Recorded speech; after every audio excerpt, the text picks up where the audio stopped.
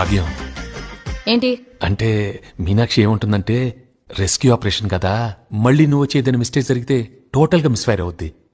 అందుకే నేను ఒక్కడనే వెళ్తే ఓ బాగుంటుంది. నేనొక్కనే రమ్మంటుందా? అది నీ చెవులో ఊదితే నువ్వు వచ్చి నా చెవులో ఊదుతున్నావు.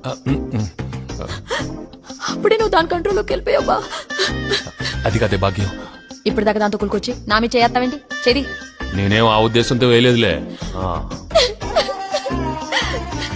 ఇంక నా మీద ఆ ఉద్దేశం. She is crazy. అక్కడ అఖిల, ఇక్కడ మనం గవర్నమెంట్ అందరం రిస్క్ లో పడ్డాం. She is crazy.